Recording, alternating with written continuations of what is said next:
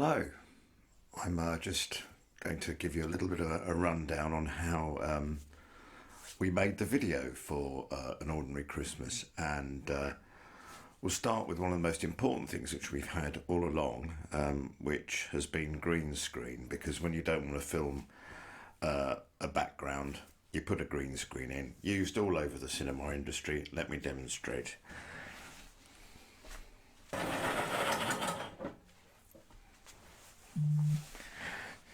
So there you go, nice green background, and when I do this,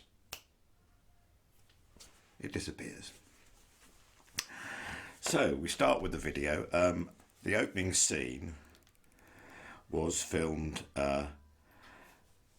firstly at home using the green screen. So we have the initial bit where you've got the little musical box.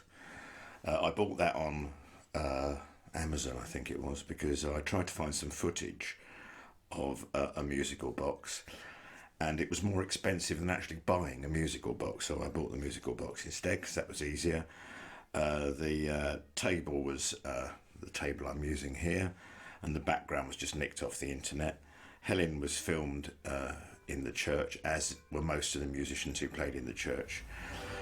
The scene where you've got all the sort of chaotic images, most of them were taken from the internet, and they're all put together on a piece of software I use a lot called After Effects, and that's made by Adobe, and it's sort of industry standard special effects software. It's got better over the years. We can now do animation with it, and all sorts of things. You can get rid of green screens. You can composite images, you can distort things. So the stuff we've got for that opening chaotic sequence has got all these photographs which come in and distort. There's also footage of the church. You can see just about in the background changing colour and distorting. And that was filmed from my drone, which is a DJI Mavic Mini 2, I think it's. No, is it the 2? No, it's the version 1. It's a very small drone, very good quality, but it's quite useful. You can fly it around in confined spaces. In fact, I think I'm putting it on the screen behind me now. That's the little thing that flies around. So you might have seen it flying around the village. And on this occasion, I flew it actually inside the church. It complains like hell when you try and fly it indoors, because it says, you can't fly indoors, I can't see, I haven't got enough light. I've got no GPS signal, so the whole thing just makes a complete fuss. But if you just say ignore, ignore, ignore enough times, eventually it just says yes. So that sequence goes through, and then you end up on one of these test and trace QR code things rotating violently, and then the smashing glass effect. Then the next scene was filmed at Leicester's house. This is for Maddie's first chorus. She sings the quiet chorus at the beginning. That opens with a drone shot, again filmed with this little drone. It's reversed. So what we do is we fly quite close to Maddie, and then we back away, because if you want to zoom away from something, or zoom towards something, it's safer to zoom away from it, because obviously I don't want to be zooming up towards Maddie's head and then hoping I stop in time. So we reverse it. And the other thing you've got to make sure is there are no cars in the footage, because when you reverse it, they'll be backing down a road. But fortunately, where we were is quite quiet, and there are no cars in the footage, unless I haven't spotted one. Possibility, I suppose. So that footage was filmed there, and you'll notice it also goes from black and white to colour, because I thought it was a little bit like The Wizard of Oz. Very, very, very tenuous link there, but it was a little bit like that, so that's why I made it like that. The rest of it was quite conventionally filmed on the balcony there, overlooking the garden and overlooking London in the distance. I thought we'd have shots of London, but I forgot that Lester has a tree in his garden, so we can't see London at all. But it was a nice thought. So as we go through that, we end up going into the next verse, and then the next verse was filmed exclusively green screen. So this is the verse with Sharon and Connor. At the bottom we have all the musicians, and they're just in a frame that moves across the screen, and they're just different bits of footage. The top half is filmed against a green screen. This time it was filmed not using this green screen, the one you can't see behind me.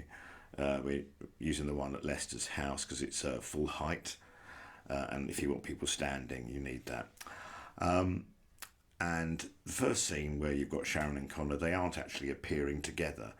They did it separately. I don't know why they did it separately. They could have done it together, but they were there at the same time. But we filmed it separately, so the shadow on the back wall is fake, and on each other is faked.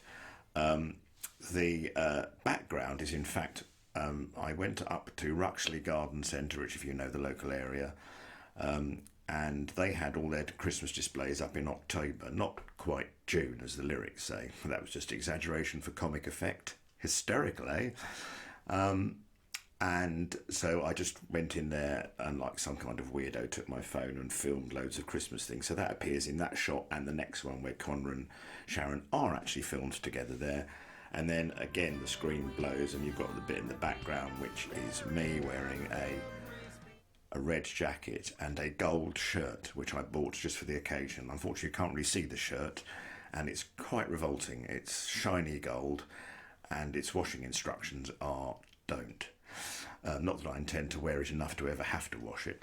And so the background is just entirely faked, using an old Top of the Pops logo and a few spotlights, which I put effects on, what have you. So the next bit we have is the little link section between verses 1 and 2, and that is Poppy playing the piano. And so she learned that. Her teacher helped her learn it, and she did a great job with it, because it's not an easy line.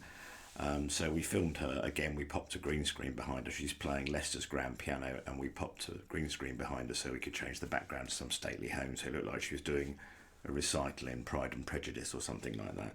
I don't know what I can't remember what the general premise was, but we thought it was quite fun to change the background and make it a bit different. And then we go into possibly the most demanding verse for special effects, and that is verse 2, which has the lines about the dinosaur.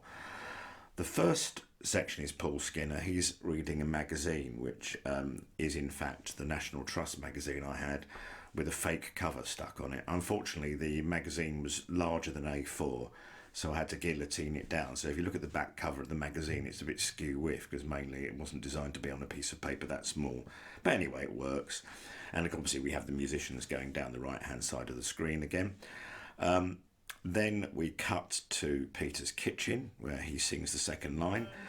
And I have to point out that Peter's wife Mandy was away, and his kitchen's immaculate. Now, mine would never be like that if Helen were away.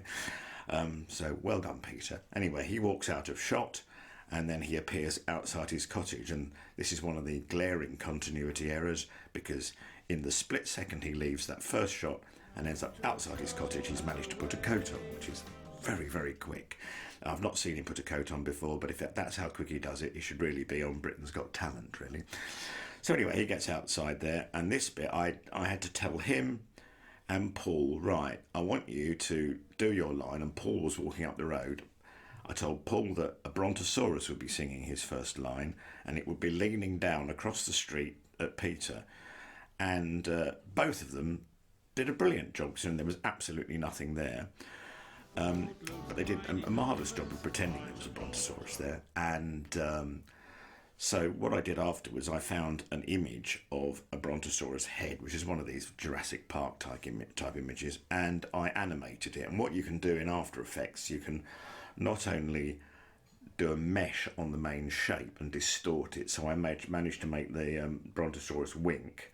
So obviously I was thinking it was more blinking, but you can only see one eye. I'm not going too fast for you here. So assume that it's actually blinking rather than winking, because a cheeky brontosaurus is a very strange concept. So then I do that, and then also you can have puppet marks, so you can actually put little points on the head and the neck, and then you can actually move it around and animate it so that it moves about.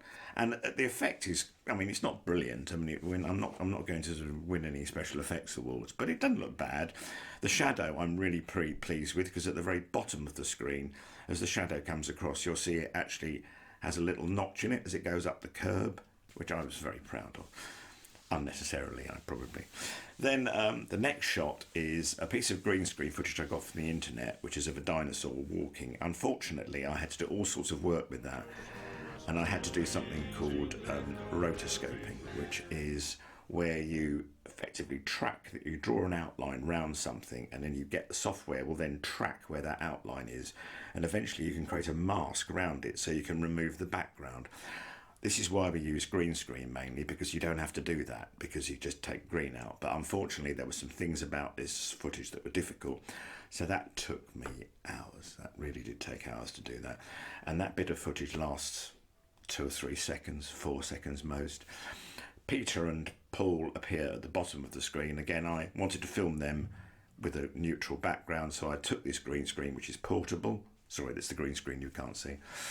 And I popped it behind a table outside the pub, and they both sat outside the pub, and they mimed their lines, and then I popped them into the top of the shot. So that was their next bit. So then for the dinosaur then goes out of shot, so we have to be a bit careful so that it doesn't end up being cut off by a building. The next scene is entirely faked. Part of it was filmed here. I filmed Helen and Beth here against the green screen, and Henrietta was filmed the following day over at Leicester's, and that was difficult because I had to get the lighting vaguely similar, and I think I've done a reasonable job of that. The background is entirely drawn, so I just drew some shapes of a parish church, sort of a bit like St Martin's. The newspapers that appear in the second bit are effectively, I went through and found every single headline from the day that the Prime Minister told us that Christmas was cancelled last year, because that was obviously the 6 days to go bit.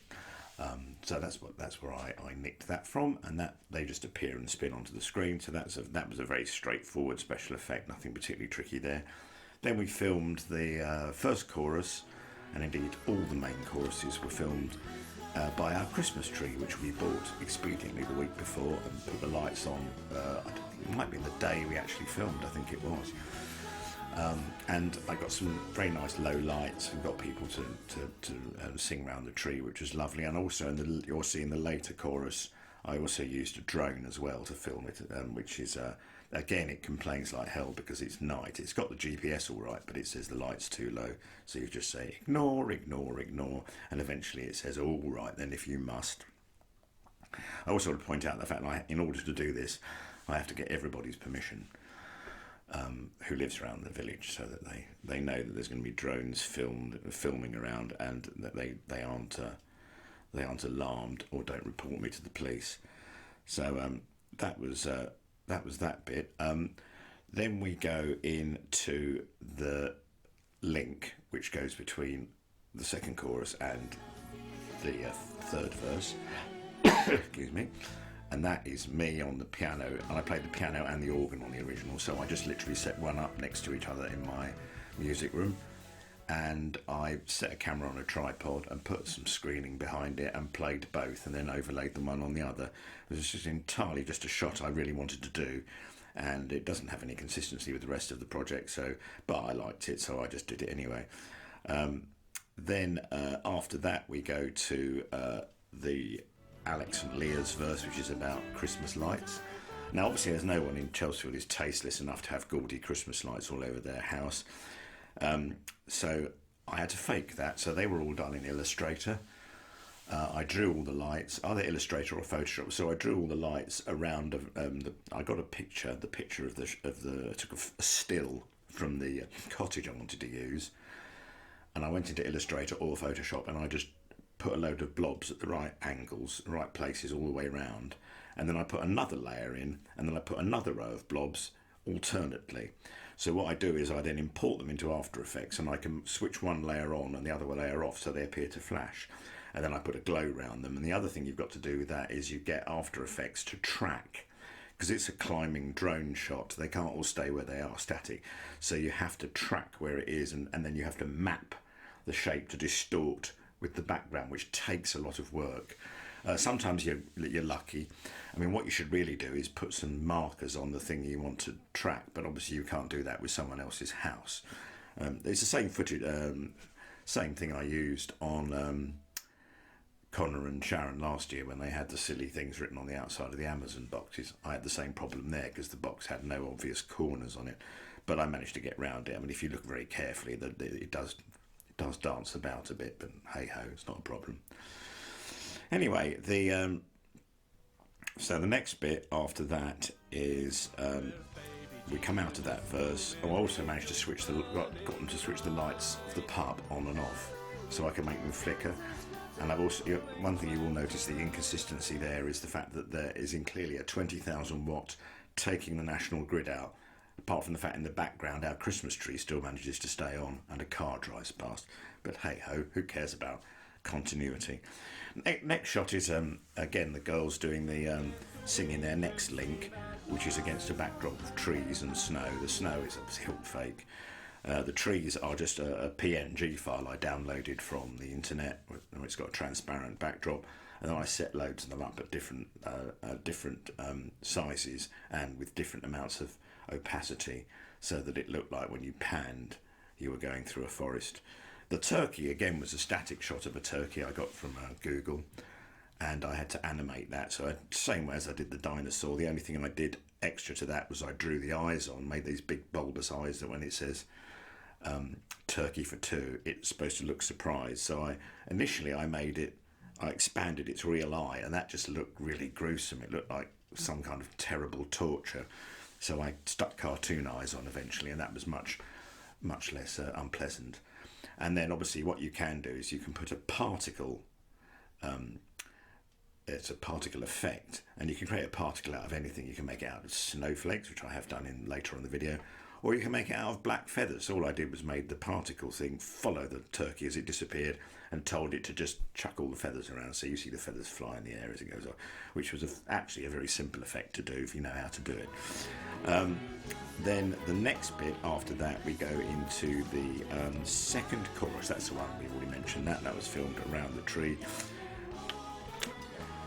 The next bit we get is the middle section, which was quite simple, mainly filmed after people had recorded their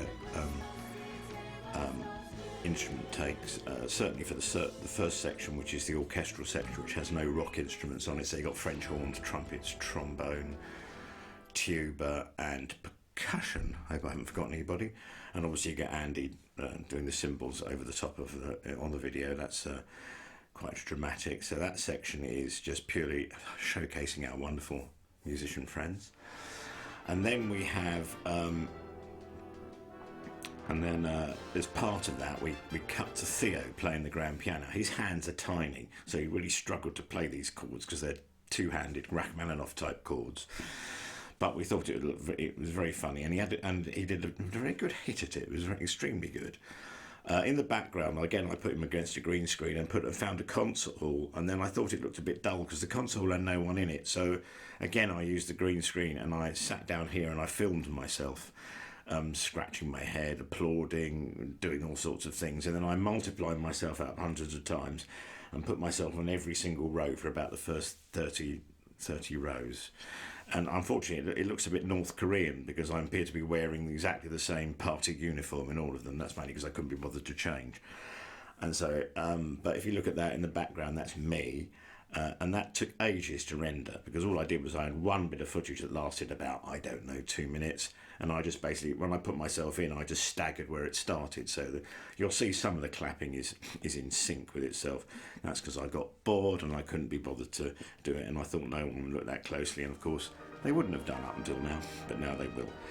And then after that, get the band coming in. So we filmed Gary at the studios over in Forest Hill when he did the drums. Mick was filmed at Leicester's, and you can see all the synthesizers behind him in the studio.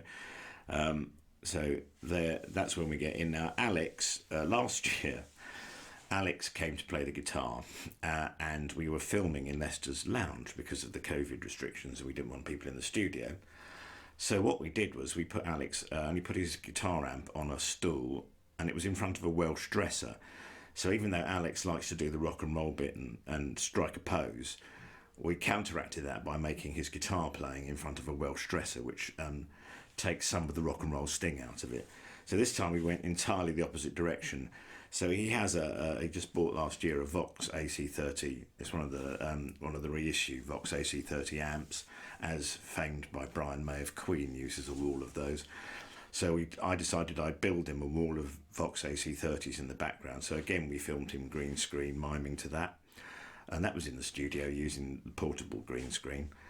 And then I put the wall of green screens, which is basically just multiplied up, and then I put loads of 3D lights on it and moving spotlights just to make him look more rock and roll.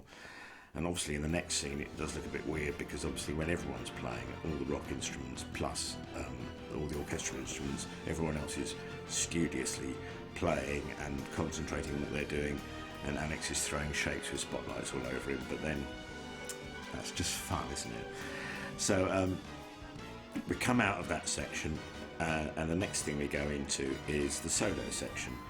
And the solo section has got Lester playing synthesizer. Now the sound is not the synthesizer he's playing. That all comes from his big modular. So effectively, the sound is coming from an entire room wired up. But it has to look nice. So he's got this Moog 1. So we put that there. And we were talking about what we were discussing, as we do, stupid things you could do. And he said, I think I ought to be smoking a pipe. And then that expanded into wearing a velvet smoking jacket and a fez. And so he had to buy the velvet smoking jacket and come up with the premise that actually it would come in useful for going down the pub, which is tenuous to say the least. So yeah, I filmed that. Unfortunately, I filmed it and I thought, I hadn't really thought of the backdrop, which is bad planning on my part. So I then went back and tried to put the backdrop to it. And I found the backdrop I wanted, which was the inside of Buckingham Palace, because I thought nothing else will do. And unfortunately, it was all at the wrong angle. So having forced Lester to smoke a pipe, I then had to go back and say, can we film it again? And I forced him to smoke a pipe again. So he's now dead. So that was quite fun. Harry played the guitar solo, as he's played on, I think, all but one of our tracks. And a wonderful guitarist. We told him to go and do a right heavy metal shred, and sometimes what he does is he films it at the same time. But we thought it'd be funnier if he came back in at the very end and mimed to it. So he had to go back and relearn his guitar solo so his hands look right. Anyway, the running joke we have with Harry, which is not very nice, is the fact that Harry isn't terribly tall. And so I agreed with his dad, Tim, that what I was going to do was I'm going to make him really miniature. So the musical box that appears at the beginning, that's why I put him on a table next to the musical box, so he's the same size of it. It's basically a very unkind sizist joke. And to one of the greatest guitarists I've ever met, is a bit cheeky, really, and he does it all for free, as everyone does. The little girl who gets up who pops up is Mina, who is his sister. And she pops up, in theory, getting more and more annoyed with being interrupted. So what I did with her was I made her pop up, but you'll see also she stretches slightly, so it makes people look like they're bouncing. And at the end, she had to get really annoyed, and I just decided it would be make quite funny if I blew her up. So I WhatsApped her dad and said, "Is it okay if I blow your daughter up in the video?" And he said, "Please go ahead." He was disappointed that I hadn't really blown her up. So I said to Harry, when he was miming his guitar, right, we're going to blow your sister up. So if you could look indifferent to the fact that your sister has just been blown up, all the better. And he did a lovely acting job on that. So that's why he sort of shrugs his shoulders in the video, just to show his indifference to the fact that we just exploderated his sister. So anyway, that's Mina. That was Mina's little part there, which is brilliant. She's always good for comedy value. Then we go into the final verse, which Lester and I always sing on one verse. So we got Robin to come in and sing. So we filmed that in the pub, as you can see, in the Five Bells. One admission here. The software I used to play back the music for us to mime to, I made a mistake. And I had it playing back at 105% speed, so it all went too fast. And so when I was trying to sync it when I got back here, I was thinking, oh my God, what have I done? So fortunately I found out what the percentage was. So in theory, it's running slightly slow motion. But it's amazing what you can do with blending and stuff like that, so you don't really notice. And then obviously we got our friends in as well, a limited group of friends. to come and do the final line. The rainbow going across is purely a rainbow, like a block, which I then put an echo on and just swept across and put some snowflakes using that same particle thing I did the feathers with.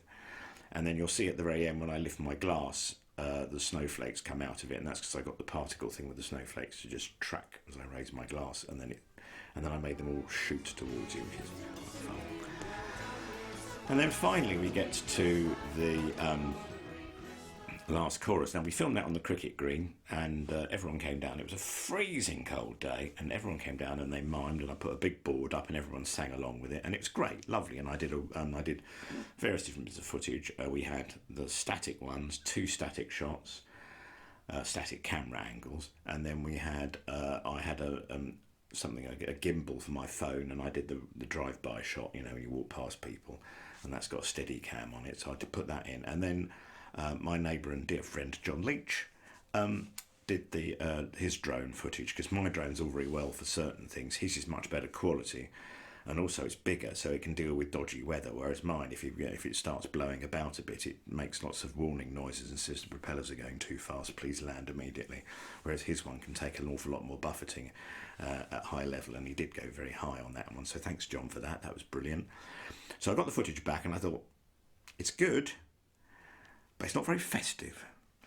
So, and then just as an idle moment, I was just thinking, what shall I do with it? So I put some snowflakes on it, and I thought, yeah, it's all very well. It sort of looks all right. And then I suddenly thought, well, a green screen is just literally a big patch of green, and a cricket green is a big patch of green. So all I did was I idly just put the key light on it just to remove the green, and I put a white background behind it, and suddenly the whole place went snowy, and I thought, I can't get away with that, surely. But I tried it on all the shots, and there's a bit of tweaking you have to do to stop it making and jumping about too much. But by and large, it looks quite snowy, and I thought it quite worked. So then I put all the snow on. The other thing was I did with the drive-by one, which is a sort of vanity thing, and it's a real perfectionist thing, was when I did the snow there, I realised that obviously if you're moving the camera and snow is falling vertically, the snow will not follow the camera. It will go past the camera. So I end up putting a tracker on it. So I tracked people's faces, which would actually allow me to work out how fast the camera was going. Then I made the snow stay where their faces were. So if you look at it in detail, the snow does look more realistic than it might have done. But really, does anyone notice that sort of thing? I came away sort of feeling a bit smug, but that was it really. Then we got to the final climb away shot. So John took that shot of high up, of them, everybody waving at the camera. Took that out, and then I then filmed again Henrietta and Beth, and also Robin, and we filmed Robin in the pub again with the green screen, and then we put them on. I put them all on there, so the bit where it sort of fades away, and they all sing their lines, overlapping lines, and they disappear off into the distance it turns into a Christmas card. In the background there is another forest which I made in a different way. I basically got another PNG file of a Christmas tree, and then I built a forest in 3D, and then I just flew the camera through it. And then the final shot, I had some shots for the drone for the last bit, but it wasn't very good. And so what I did was I took the drone, took off from the village hall in Chelsfield, and flew it at almost rooftop level quite quickly across the village, right up to the pub roof. And the light that day was absolutely extraordinary. It was a real wintry light, the sort of slightly cold and dead light you can get in winter, and absolutely perfect. And also, just as I did 2 passes, and the second pass, the pub just happened to switch its lights on, and it looks magical, I think. And so I got some cloud footage, which is again faked, over the top, and I put some snow that comes in at the end. And then Maddie, we filmed her green screen and just put her as almost a ghostly image, singing that last line at the end. And she sings, and then she puts her head down, and it fades to white. And then I put the message on at the end. So it was a lot of fun to do, and everyone joined in, and they didn't mind me sort of ordering them about and stuff like that. And Lester was enormously helpful. We used his camera on some of it, mostly mine. Terribly helpful as far as just saying, I kept saying, do you think this is all right? And I kept sending him snippets and things like that just to check that I wasn't going off the rails, because you can get a bit isolated and start doing mad stuff that really isn't working. So I would send rough drafts of stuff to Lester, so he was extremely useful in that. And then I think I took 2 days off work. It took 4 days to put it all together at the end. So I had all the individual clips, and I used Final Cut Pro on the Mac, which is Mac's own software. It's a lovely thing. It's not brilliant for doing all the special effects. It's not really designed for that. So the special effects, I just composited all the video, and then you drop the video in, and then you can sync it all up and colour grade it and everything. Not that I did much colour grading because all the shots were so wildly different. Colour grading would have been sort of pointless. I corrected some of them that were a bit weird looking, and that's that. And then what we did was we uploaded it to YouTube, which took absolutely ages because the file was about 8 gigabytes or something. It was enormous. And I did the credits at the end. That was just taking all the outtakes I'd found on my camera card, finding the bits where people were mucking about, pop them on there, and then put the instrumental version of it, and I wrote the credits and everything like that. So that's all. That's how you do a video. Well, that's how I do a video anyway. So I hope you've enjoyed this and it was informative. And if it wasn't informative, I hope you've already switched off and gone to bed. So see you soon. Have a happy Christmas. Cheers.